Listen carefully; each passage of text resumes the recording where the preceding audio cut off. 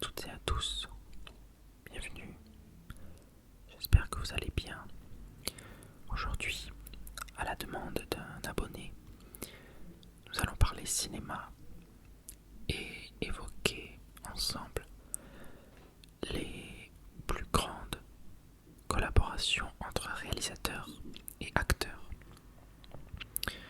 Comme vous l'aurez peut-être remarqué ou comme vous le savez peut-être aussi, certains réalisateurs choisissent souvent un ou plusieurs acteurs qui sont pour eux des acteurs fétiches avec qui ils aiment travailler.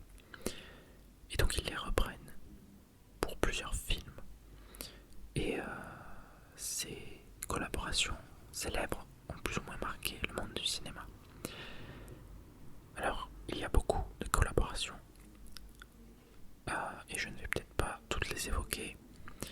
Je vais surtout évoquer celles qui m'ont le plus marqué ou que je connais le plus tout simplement. Et il y a des films et donc des acteurs réalisateurs dont je n'ai pas vu forcément les associations parce que je n'ai pas vu les films en question, ou j'en ai vu peut-être un ou deux. Mais voilà, je vais quand même surtout évoquer les acteurs et réalisateurs qui sont mes préférés, ainsi que les films qui sont ceux que j'ai vus et qui sont ceux que je préfère. Donc nous allons commencer tout de suite. Alors je me suis fait quand même une liste parce que c'est pas facile de s'y retrouver. Alors nous allons commencer avec une association très très célèbre, peut-être une des plus prolifiques, celle de Tim Burton et de Johnny Depp, qui compte donc actuellement 8 films. Nous avons donc le premier film qui est Édouard aux mains d'argent.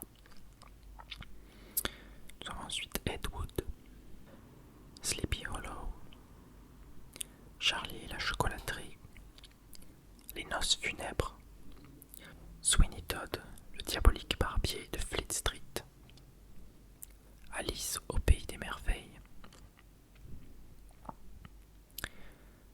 et Dark Shadows. Alors ça nous fait donc 8 films comme je vous le disais. 8 films que pour ma part je n'ai pas tous vus, mais j'en ai vu 1, 2, 3, 4, 5. Bon, j'en ai vu 5 sur 8. En fait, je n'ai pas vu Ed Wood, je n'ai pas vu Les noces funèbres et je n'ai pas vu Sweeney Todd. Du moins, j'en ai vu une partie, mais je ne l'ai pas vu en entier. Je compte évidemment voir tous ces films car je dois dire que Tim Burton est un réalisateur que j'apprécie beaucoup pour son univers assez particulier, assez bizarre, assez glauque. Et cet univers, voilà, toujours dans la magie, un petit peu, mais la magie inquiétante, assez noire. Et ça tient aussi dans la musique, mais ça en fait j'en parlerai dans une autre vidéo où je parlerai des réalisateurs et de leurs associations célèbres avec des compositeurs. Et il y en a beaucoup aussi. Pour ce qui est de Johnny Depp et de Tim Burton, c'est vrai que Johnny Depp a cette capacité et cette volonté, je pense, à jouer des personnages toujours très originaux, excentriques, même si on a tendance à dire de lui, et pas forcément à tort, qu'il joue souvent les mêmes types de rôles justement, et toujours avec un jeu très, très exagéré, très excentrique, notamment le fameux rôle de Jack Sparrow dans Pirates des Caraïbes. Mais c'est vrai que Johnny Depp a un jeu d'acteur globalement, et en tout cas un choix de rôle qui correspond beaucoup à l'univers de Tim Burton. C'est ça qui fait que leur collaboration, je pense, a été si prolifique et si marquante dans l'histoire du cinéma. Ça fait partie aussi des films de Tim Burton dans lesquels a joué Johnny Depp sont des films très marquants aussi, et je pense que c'est en partie grâce à Johnny Depp.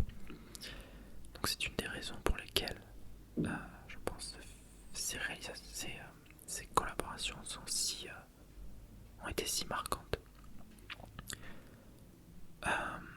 Et dans tous les cas, moi, Tim Burton, voilà, les films que j'ai vus de lui, je les ai tous toujours beaucoup aimés, certains plus que d'autres, mais il n'y a pas un film pour l'instant qui m'est déçu dans ceux que j'ai vus de Tim Burton.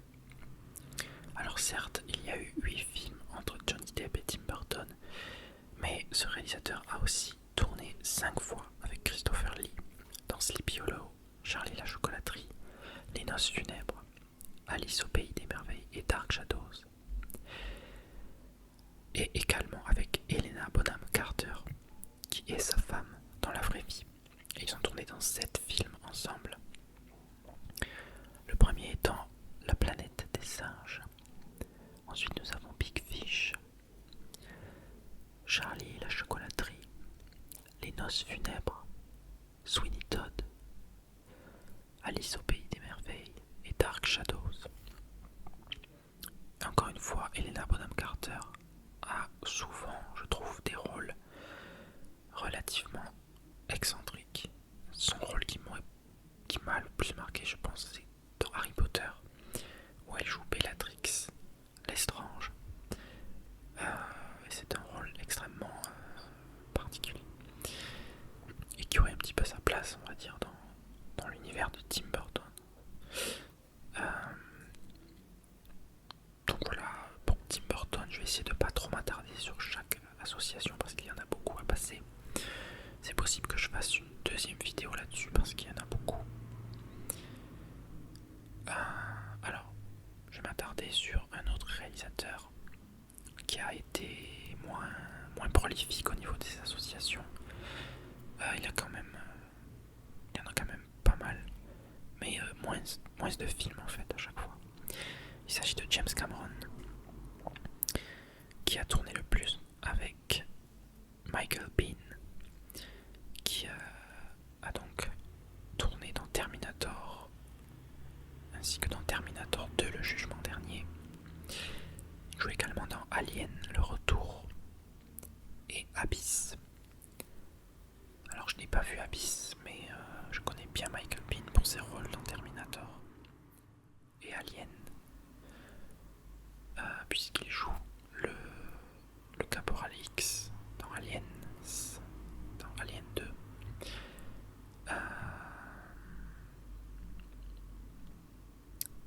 Et d'ailleurs il va reprendre le rôle dans le prochain Alien. C'est quelque chose qui fait plaisir à voir d'ailleurs, enfin à savoir. Bon, qu'est-ce que je peux dire sur cette collaboration? Elle n'est pas forcément la plus marquante du cinéma, mais dans la filmographie de James Cameron, c'est quand même une des collaborations les plus marquantes, puisqu'il a aussi donc joué Kyle Reese dans Terminator, ce qui est un rôle assez marquant du cinéma.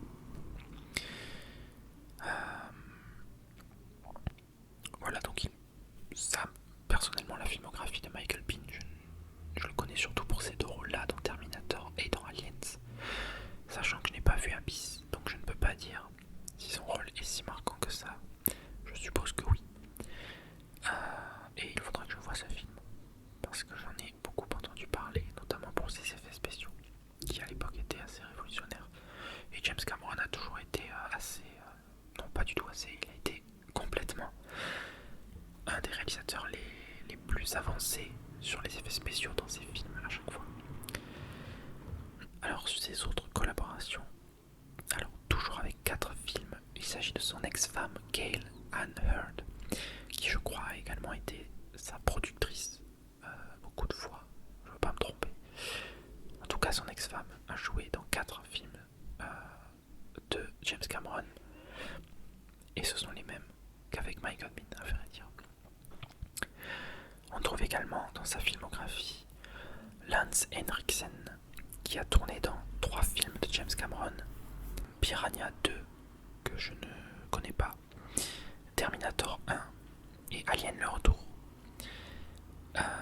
Donc dans Aliens, il joue le rôle du droïde, de l'androïde, mince, comment il s'appelle, Bijou.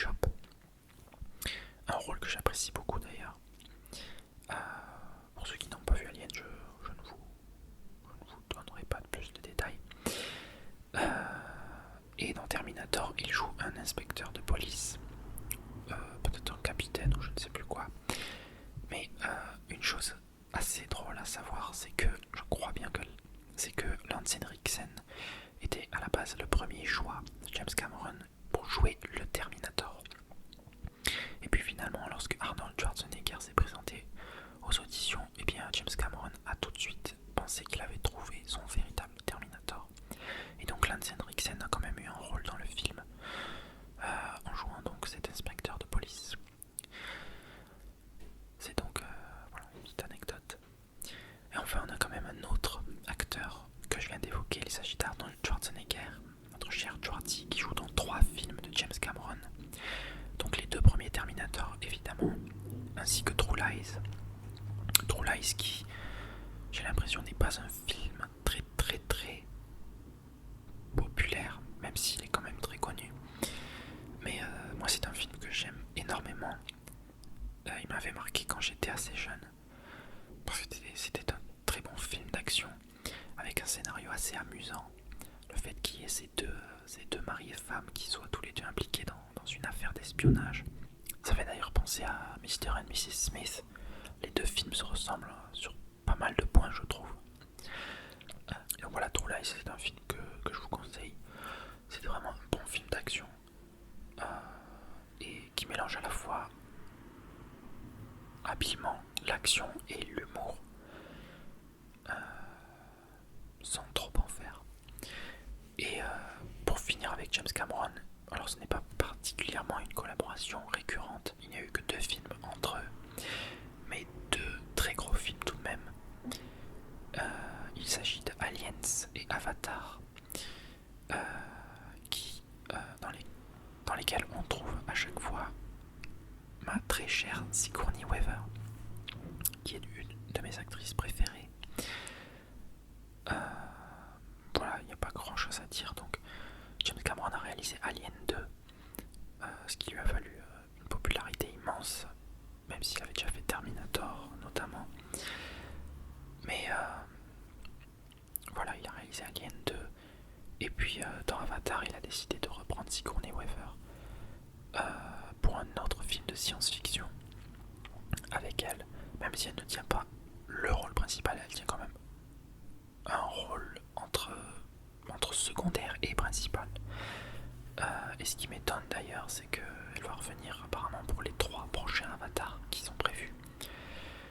Et disons que ça m'étonne un peu vu la place qu'avait Sigourney Weaver dans le premier film. Et voilà, mais j'ai hâte de voir ce qui va se passer en fait. On verra bien. Alors, passons à un autre réalisateur et ses acteurs fétiches. Alors nous avons peut-être là le record aussi. En fait, ça va être ex-aequo avec Johnny Depp et Tim Burton. Il s'agit de Martin Scorsese et Robert De Niro avec 8 films. Alors je vais vous dire tout de suite, je n'ai quasiment, je crois, vu aucun de ces films, sauf peut-être un, mais j'en suis même pas sûr. Quoi qu'il en soit, Robert De Niro a tourné dans les films suivants avec Martin Scorsese: Mean Streets, Taxi Driver, New York, New York, Raging Bull, La valse des pantins, Les Affranchis, Les nerfs à vif et Casino. Alors voilà, c'est vrai que c'est une énorme faute de ma part, étant donné que De Niro est un des grands acteurs de son temps et un des grands acteurs tout court en fait. Je n'ai vu que très peu de films avec De Niro, je vais pas mentir. Et bon, je compte bien le rattraper un jour, mais c'est vrai que c'est quelque chose que je n'ai jamais trop connu. J'ai pas eu, on va dire, la chance de voir beaucoup de films de De Niro depuis que je suis passionné de cinéma. Et donc voilà, je ne saurais pas trop vous parler de cette collaboration-là. Si ce n'est qu'il y a eu quand même 8 films et que c'est plutôt énorme. Et je pense que ces films-là ont traversé le temps, il y a vraiment plusieurs époques. Le seul que je pense avoir vu, mais c'était il y a longtemps et je m'en rappelle pas forcément, c'est Les Affranchis. Alors par contre, une autre collaboration que je connais mieux, c'est Martin Scorsese toujours, avec Leonardo DiCaprio. Forcément les films concernés sont plus récents, donc je les connais mieux. Et Leonardo DiCaprio est un des acteurs que j'aime le plus. Donc c'est pour ça. J'ai vu, donc parmi les 5 films concernés, j'en ai vu 4 et demi. Alors le premier c'est Gangs of New York, que j'ai donc vu à moitié quand j'étais petit et je n'ai pas vu la fin. Il faudra d'ailleurs que je me rattrape. Ensuite nous avons Aviator, qui est un film qui m'avait beaucoup marqué. J'étais allé le voir au cinéma, alors il est sorti en 2004, donc j'avais 11 ans quand on est allé le voir. Et je m'attendais pas forcément à ce qui se passe dans le film, et ça m'avait énormément marqué, énormément choqué même. Sachant que c'est une histoire vraie d'un homme, donc un aviateur qui peu à peu va notamment sombrer dans une maladie, une sorte de maladie qui fait naître en lui un problème en fait, un problème de c'est comme un problème avec les bactéries et avec tout ce qui touche à la propreté, à l'hygiène. C'était j'ai trouvé ça assez marquant. Autre film marquant, Les Infiltrés, avec également Matt Damon, si je ne me trompe pas. Et ensuite nous avons les fameux Shutter Island et Le Loup de Wall Street, qui a marqué aussi, qui a marqué le coup quand ils sont sortis. Le Loup de Wall Street particulièrement. Je suis allé le voir au cinéma également. Il est très long, mais il est vraiment intense et vraiment très bien réalisé. Et Shutter Island, je n'en parle pas, mais le scénario est vraiment excellent et la fin m'a vraiment retourné la tête. Il y a des films comme ça avec des twists qui sont vraiment extraordinaires. Alors, on va parler d'un réalisateur français pour changer un peu. Pas de grosses collaborations, mais tout de même c'est pas mal. Il s'agit de Michel Hazanavicius, qui a tourné 4 fois avec Jean Dujardin dans OSS 117, Le Caire ni d'espion, et OSS 117, Rio ne répond plus, ainsi que The Artist et Les Infidèles. Alors j'ai vu les 2 OSS. Je possède The Artist en Blu-ray depuis environ 3 ans je crois et je ne l'ai toujours pas vu. Et Les Infidèles est sorti assez récemment mais je ne l'ai pas vu. Je crois que c'est aussi avec Gilles Lelouch. Il me semble que Les Infidèles a la particularité d'être un film réalisé par beaucoup de personnes, et notamment les 2 acteurs principaux, Gilles Lelouch et Jean Dujardin.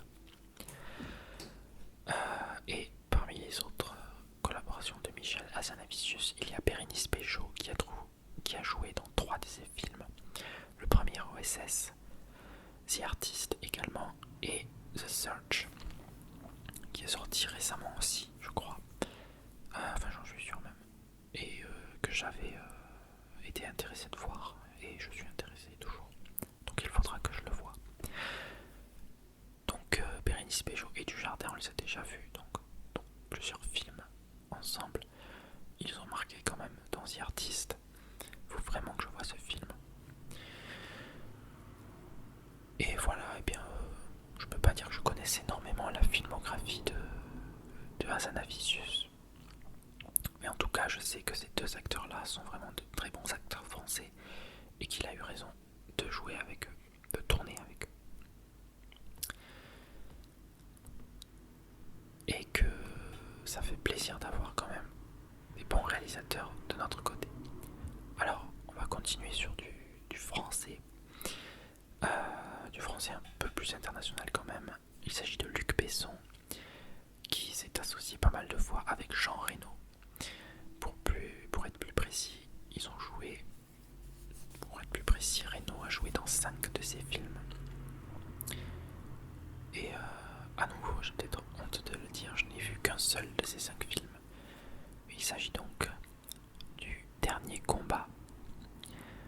Subway, Le Grand Bleu,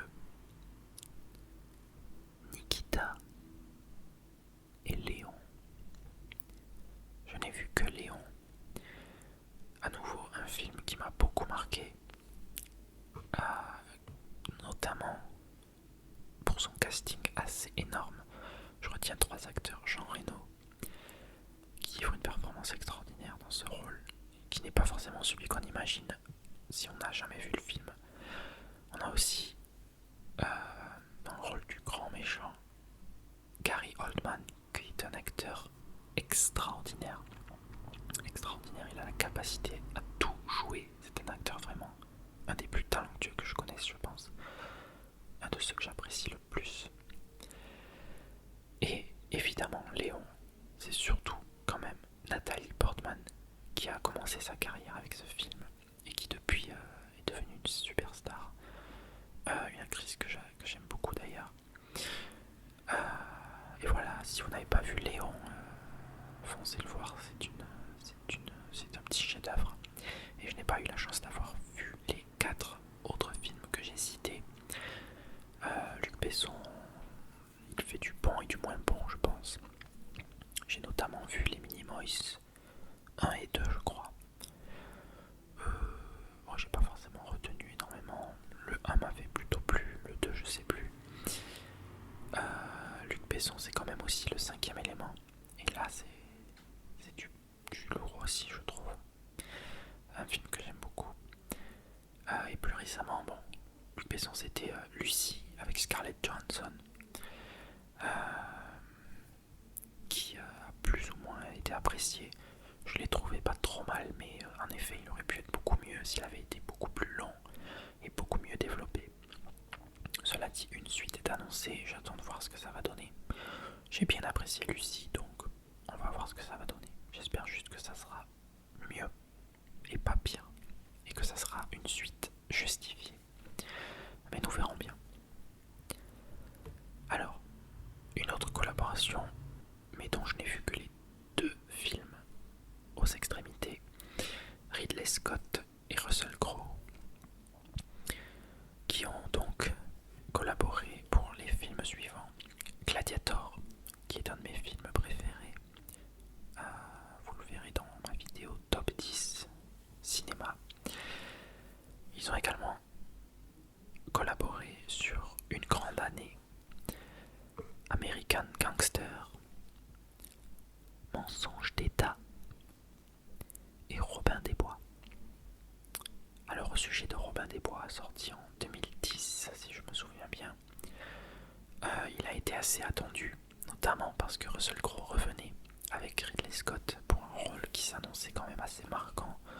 En plus, c'est à nouveau un rôle entre guillemets historique dans un film entre guillemets historique. Un film un petit peu similaire à Gladiator. Et le film a pas mal déçu. Alors le film est assez long, assez lent. Il est surtout très réaliste, très cru, j'ai envie de dire. Dans le sens où il est très sec, c'est un peu comme Gladiator au final, mais avec moins d'émotion au final. Gladiator, on s'attachait vachement au héros. Dans Robin des Bois, c'est moins le cas. Alors forcément, Russell Crowe a cette capacité, je trouve, à être très attachant dans ses rôles. Il a notamment joué dans Man of Steel le rôle du père biologique de Clark, ou plutôt de Kal-El, je devrais dire. Et c'est un rôle qui lui va à merveille parce qu'il est un de ces acteurs qu'on adorerait avoir comme père et qui a cette capacité à jouer des rôles très imposants, très bienveillants et des héros très attachants pour lesquels on a beaucoup de bienveillance et dans lesquels on sent la puissance, mais aussi le côté familial, le côté humain. Et voilà, c'est Gladiator. Pour moi, c'est Gladiator. Ridley Scott, Russell Crowe, c'est Gladiator. Et je n'ai pas la chance, et je n'ai pas vu les 3 autres films. Mais c'est sûr que Ridley Scott, Russell Crowe, ça a été Gladiator. Et grâce à ça, Russell Crowe, grâce à ce rôle, a quand même eu l'Oscar du meilleur acteur. Et donc c'est pas rien. Voilà, après Ridley Scott, c'est un de mes réalisateurs préférés également, malgré qu'il fasse du bon et du moins bon, comme toujours. Il a quand même fait mon film préféré, Alien. Il a fait aussi des petites déceptions, voire même des grosses déceptions pour certains, dans le genre avec le film avec comment s'appelle-t-il, avec Michael Fassbender, un film qui s'appelle Cartel en France, et je crois qu'aux États-Unis c'est pas du tout le même nom, mais je sais plus ce que c'est. The Counselor, ce qui veut dire l'avocat, je crois, ou je ne sais plus, mais voilà. Dans tous les cas, Ridley Scott fait du bon et du moins bon. Il a aussi fait Prometheus, qui est en quelque sorte la prequel d'Alien. Il va réaliser des Prometheus 2 et il y a un nouveau film qui va sortir cette année, je crois, en fin d'année, que j'attends énormément parce que ça me fait penser à Interstellar, parce que c'est par Ridley Scott et parce que c'est avec Matt Damon et Jessica Chastain notamment, et je crois qu'il y a aussi Sean Bean. C'est Seul sur Mars, un film qui a l'air de tout péter, un peu comme Interstellar, même si je crois pas que ça sera mieux. C'est quand même Ridley Scott, donc faut voir. Mais bon, Interstellar c'était du haut niveau quand même. Alors, puisque je parle d'Interstellar, je comptais pas en parler tout de suite, mais il s'agit à nouveau d'un de mes acteurs préférés, d'un de mes réalisateurs préférés, et qui a collaboré avec notamment deux acteurs. Alors le plus notable, non, on va commencer par l'autre. Donc il y a Christian Bale, qui a joué dans 4 des films de Christopher Nolan. Bien évidemment la trilogie Dark Knight, qui comprend donc Batman Begins, The Dark Knight et The Dark Knight Rises. Et également Le Prestige. Alors, je vais pas m'étendre sur la trilogie Dark Knight, c'est une de mes trilogies préférées du cinéma, particulièrement The Dark Knight. C'est un de mes films préférés, mon film préféré de super-héros. C'est un petit chef-d'œuvre, je crois que je l'ai mis à la 3e place de mon classement top 10. À moins que ce soit la 2e, je sais plus. Non, je crois que c'est la 3e. La 2e, ça devait être Le Retour du Roi. Et la première, Alien. C'est peut-être même la 4e place, Dark Knight. Bref, dans tous les cas, Christian Bale, c'est un de mes acteurs préférés aussi. Bah, tout simplement, voilà, il a collaboré 4 fois avec Christopher Nolan, ce qui n'est pas particulièrement énorme, mais forcément leur collaboration a marqué les esprits grâce à ce Dark Knight. Et cela dit, on peut parler du Prestige, qui n'est pas aussi connu que les autres films de Nolan, particulièrement The Dark Knight ou Inception ou Interstellar. Mais le Prestige, c'est vraiment un excellent film si vous ne l'avez pas vu. Allez-y, de toute façon tous les films de Nolan sont extraordinaires. Le Prestige, c'est un film avec Christian Bale, Hugh Jackman, Scarlett Johansson. Il y a aussi Rebecca... Mince, je ne sais plus son nom. Elle a joué avec Ben Affleck dans The Town, ainsi que Johnny Depp dans Transcendence, et je ne sais plus comment elle s'appelle. Je vous mettrai le nom dans la vidéo. Mais voilà, un film extraordinaire. Et comme toujours avec un scénario de folie, comme presque tous les films de Nolan. Tous les films en fait. Voilà. Les Dark Knight sont un peu moins développés niveau scénario, moins surprenants que d'autres films de Nolan, mais c'est des films de super-héros. Cela dit, The Dark Knight et The Dark Knight Rises ont quand même de beaux retournements de situation.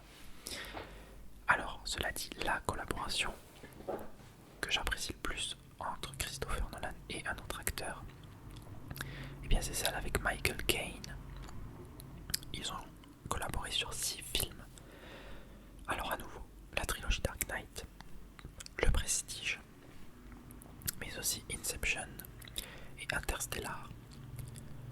Alors, sur ces films-là, Michael Caine, et sur tous ces films en fait, est un acteur extraordinaire et que Nolan sait l'utiliser à très bon escient à chaque fois. Alors dans The Dark Knight, il joue le rôle d'Alfred, le majordome de Bruce Wayne, un rôle extraordinaire. Dans Inception, son rôle est un petit peu moins marquant, un petit peu moins... finalement, on le voit pas tellement que ça dans le film. Mais voilà, il est tout simplement... il travaille avec l'équipe dirigée par DiCaprio. Et alors dans Interstellar, il a un rôle beaucoup plus original et j'ai été très agréablement surpris par la façon dont Christopher Nolan a donné ce rôle à Michael Caine. Et ça m'a fait très très plaisir. C'est magnifique. C'est magnifique et c'est très bien utilisé au final. Qui avons-nous d'autres comme réalisateur? Alors un que j'apprécie beaucoup, même si je ne connais pas beaucoup sa filmographie, c'est Ron Howard, qui a collaboré notamment avec Tom Hanks à travers 4 films. Splash, Apollo 13, Da Vinci Code, Ange et Démon.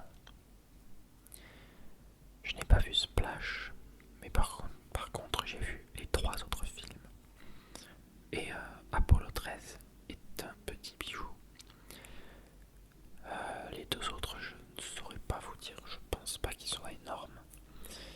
Je les ai vus au début de mon adolescence, je n'en ai pas forcément un énorme souvenir. Mais je pense pas, ils sont pas très bien notés sur internet. Donc il faudra que je les revoie, notamment parce que prochainement il va y avoir un 5e film avec Tom Hanks, réalisé par Ron Howard. C'est tout simplement la suite de Da Vinci Code et Ange et Démon. Un 3e volet intitulé Inferno. Donc il faut que je me mette à jour là-dessus. Et alors, Ron Howard a aussi fait 2 collaborations avec un autre acteur. C'est pas forcément une énorme collaboration, mais il s'agit de Chris Hemsworth, qui a joué dans Rush. À nouveau, un de mes films préférés. Il n'est pas dans mon top 10, mais il est dans mon top 20. Rush, sorti en 2013, qui raconte l'histoire de 2 pilotes assez célèbres de la Formule 1. Il s'agit de Niki Lauda et James Hunt. Donc James Hunt interprété par Chris Hemsworth. Et donc c'est un film qui raconte leur rivalité, voilà, les courses qu'ils ont réalisées. Voilà, si vous ne connaissez pas leur histoire, je vous conseille de ne pas vous renseigner sur leur histoire et de regarder le film. Vous en serez épaté, je pense. Et donc la 2e collaboration, eh bien c'est un film qui n'est pas encore sorti. Il s'agit de Au cœur de l'océan, un film qui sort cette année je crois, et qui raconte à nouveau la légende de Moby Dick. Voilà, c'est pas forcément des rôles extraordinaires. Bon, dans Rush quand même, Chris Hemsworth m'a beaucoup surpris. Et j'adore ce film, donc voilà, c'est pour ça que je l'évoque. Au cœur de l'océan a l'air assez prometteur. Ce sera peut-être pas la performance de l'année non plus pour Chris Hemsworth, mais qui sait, il est pas si mauvais que ça finalement. Alors, une autre collaboration célèbre sur laquelle je n'ai vu aucun des films, donc je vais passer très vite dessus. C'est Almodovar avec 2 acteurs fétiches. La première, une actrice, il s'agit de Penélope Cruz. Ils ont tourné ensemble dans En chair et en os, Tout sur ma mère, Vol vert, Étreinte brisée, La conseillère anthropophage et Les amants passagers. Voilà, comme je vous l'ai dit, je n'ai vu aucun de ces films, donc je ne vais pas pouvoir vous en parler. Juste dire que j'aime beaucoup Penélope Cruz, pas forcément en tant qu'actrice, mais en tant que... Enfin, c'est une très belle femme, tout simplement. Elle a joué notamment dans Cartel de Ridley Scott, dans un rôle d'ailleurs très important pour l'histoire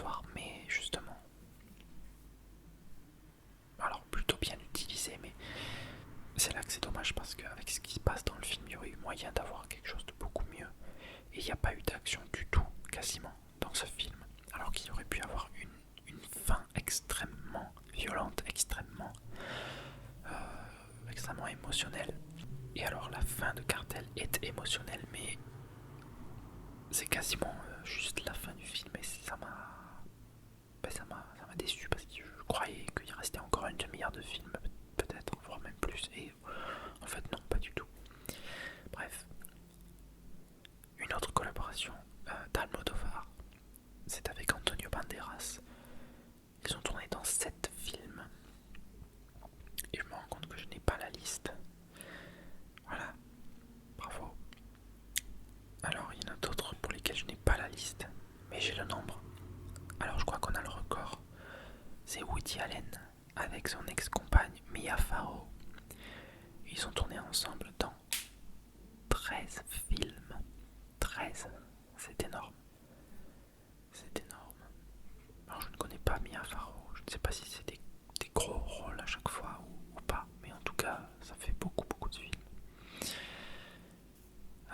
Woody Allen a tout de même tourné avec une autre actrice 3 fois, beaucoup plus connue. Il s'agit de Scarlett Johansson. Ils ont tourné ensemble dans Match Point, Scoop et Vicky Cristina Barcelona.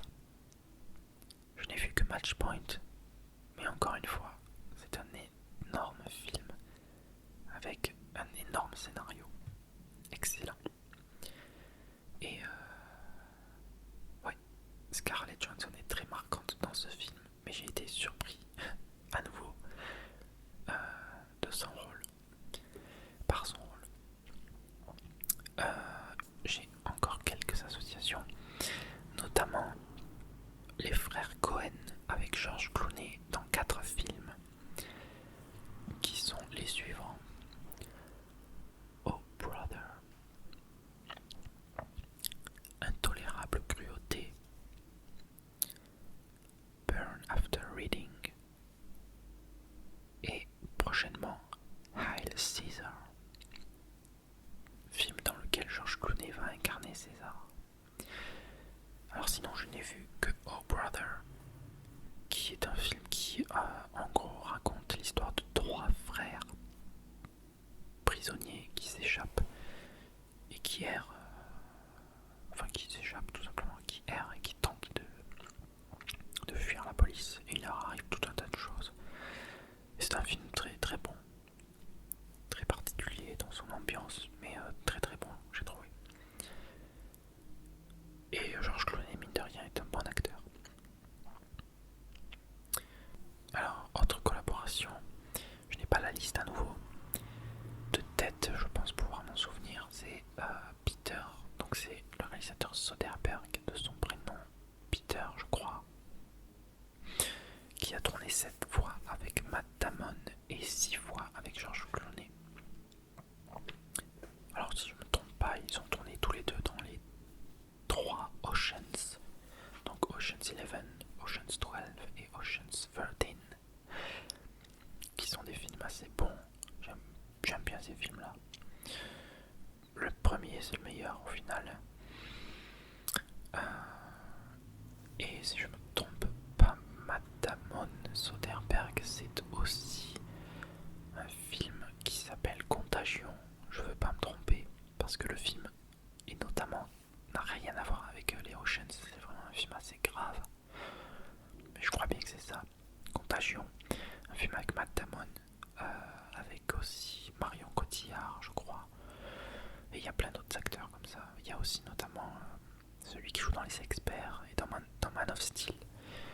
Je vais regarder Contagion, film de 2011 avec, voilà, oui, donc Steven Soderbergh, avec, voilà, Matt Damon, Gwyneth Paltrow, Jude Law, Kate Winslet, Marion Cotillard, Lawrence Fishburne, c'était l'acteur que je cherchais, Bryan Cranston, je m'en rappelais même plus,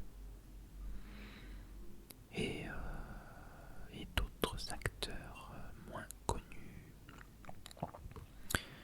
Voilà, donc c'est un film au final pas si bon que ça, mais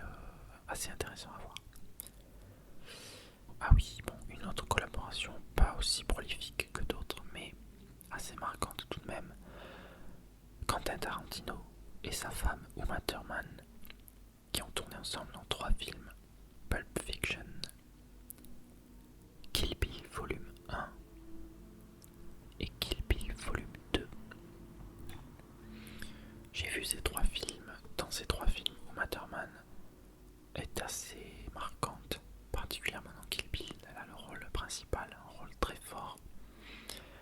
Et Tarantino, c'est un peu comme Tim Burton, il a son style à lui, vraiment. Des films à chaque fois très marquants, très déjantés, très violents aussi, mais extrêmement bien réalisés.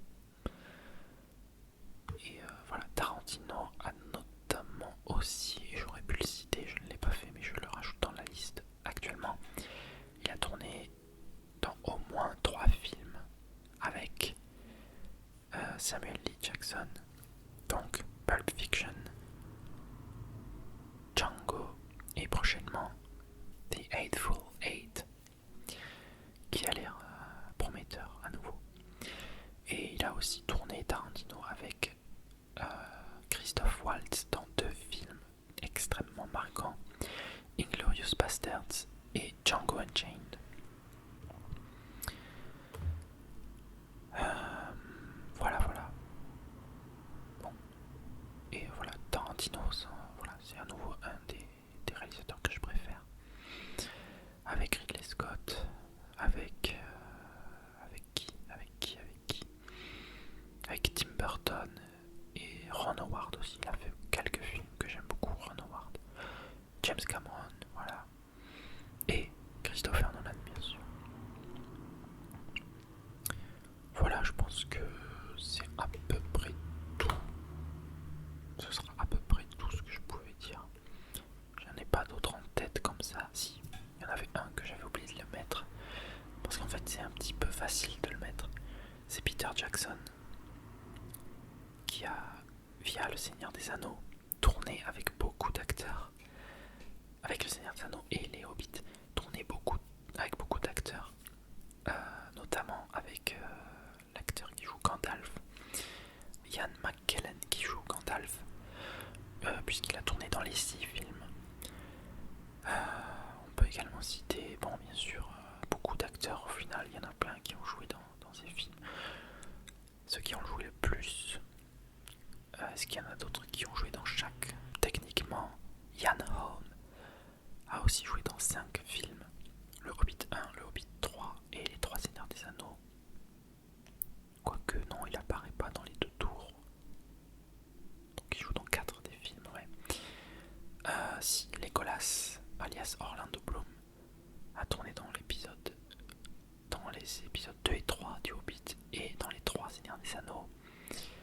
On a aussi l'interprète de Gollum qui a tourné dans 4 de ces films, plutôt 3 d'ailleurs, puisque dans le premier, Seigneur des Anneaux, on ne le voit pas vraiment. Et ce n'était pas encore lui qui jouait le rôle, je crois. C'était pas lui, ouais, je crois bien. Même s'ils ont été tournés en même temps, à cette époque-là, ils n'avaient quand même pas encore trouvé la façon de faire Gollum. C'est pour ça qu'on ne le voit pas vraiment dans le film. C'est notamment pour ça, en tout cas. Mais sinon, ouais, il n'y a pas vraiment d'autres collaborations. Christopher Lee, ici, on le voit dans les Hobbits 1 et 3 et dans les 3 Seigneurs des Anneaux, donc ça fait 5 collaborations.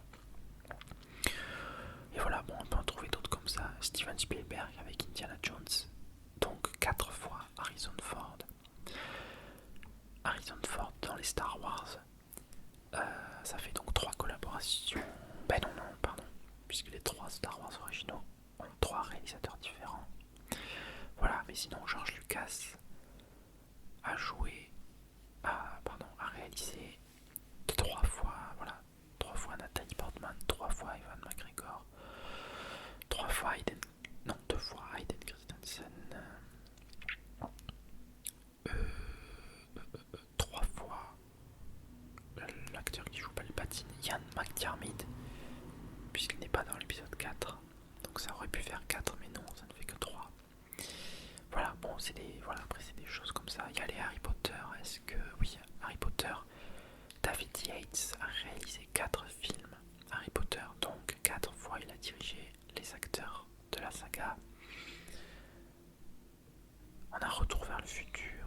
toutes ces sagas-là, forcément, ça fait des réalisations, collaborations, voilà. Mais Robert Zemeckis, donc, pour Retour vers le futur. Et je suis en train de regarder ma DVD Tech, mais je ne trouve pas d'autres associations. Alien, non. Les Marvel, bon, il y a les Avengers, 2 films pour Joss Whedon, c'est pas encore assez. Spider-Man, Sam Raimi a dirigé 3 fois Tobey Maguire. Je sais pas s'il y a un acteur fétiche après Sam Raimi. Bah si, il y a quand même aussi Bruce Campbell. Tiens, j'en parle. Bruce Campbell a tourné à la fois dans les 3 Evil Dead de Sam Raimi, mais aussi dans les 3 Spider-Man. Il apparaît dans les 3 Spider-Man. Donc ça fait déjà 6 collaborations. Je me demande s'il apparaît pas dans d'autres films de Sam Raimi. Donc ça peut vite monter. Ouais, ça c'est intéressant. D'ailleurs, oui, il y a une série produite par Sam Raimi qui est la suite de Evil Dead. J'ai hâte de la voir. Et puis voilà, je suis en train de divaguer un petit peu. Il y a les X-Men. Les X-Men 3, premier film réalisé par... Non, les 2 premiers films réalisés par... comment s'appelle-t-il, Bryan Singer. Donc il a réalisé 2 fois. Il a également réalisé le tout dernier Days of Future Past. Donc il a dirigé pas mal d'acteurs 3 fois. Bientôt 4 je crois, puisque c'est lui qui va réaliser le prochain X-Men. Donc voilà. Et là je crois qu'on a fait le tour quand même. Côté DC Comics, on a Man of Steel et Batman vs Superman, ainsi que Justice League. Si je me trompe pas, je veux pas me tromper, mais Justice League sera réalisé par Zack Snyder. Donc ça fera potentiellement 3 films au moins, où il aura dirigé Henry Cavill, mais aussi Amy Adams et Lawrence Fishburne. Voilà. Ah oui, on a les Batman de Tim Burton, Michael Keaton. Il a aussi joué dans Beetlejuice. Je sais pas s'il y a eu autre chose, mais ça fait au moins 3 films. J'avais pas marqué ça.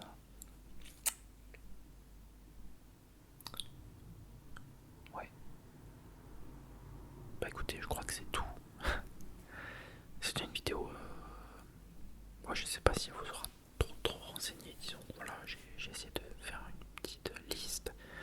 Je me suis pas trop avancé dans les détails. Peut-être que je ferai des vidéos plus approfondies en m'attardant sur certaines collaborations. Ce qui m'intéresse surtout au niveau des collaborations, plus que les acteurs-réalisateurs, c'est les collaborations compositeurs-réalisateurs. Parce que pour moi, vous le savez, la musique a une forte place dans le cinéma. Et il y a notamment des compositeurs que j'adore. Hans Zimmer, Danny Elfman, il y en a plein d'autres, John Williams. Il y a tellement d'associations à faire avec ces compositeurs. Il y a le regretté James Horner, bien sûr, qui est décédé récemment. Voilà, donc ça fera l'objet d'une vidéo parce que c'est quelque chose qui me tient à cœur aussi. Et voilà, bon, c'est à peu près tout pour cette vidéo. Je suis désolé si vous entendez des bruits parasites depuis le début. Comme toujours, il y a des voitures qui passent dehors, mais il y a aussi un voisin qui a la bonne idée à minuit et demi de regarder la télé, sachant qu'on est en pleine semaine, mais voilà, moi j'ai la bonne idée de faire une vidéo ASMR. Mais c'est toujours mieux de faire ça en pleine nuit qu'en plein jour. Mais il y a toujours des voitures qui passent. Voilà. Bon, je vous remercie d'avoir regardé, j'espère que ça vous aura plu. J'espère pas avoir été trop ennuyeux. En même temps, ça vous endormira. Je vous remercie. N'hésitez pas à me suggérer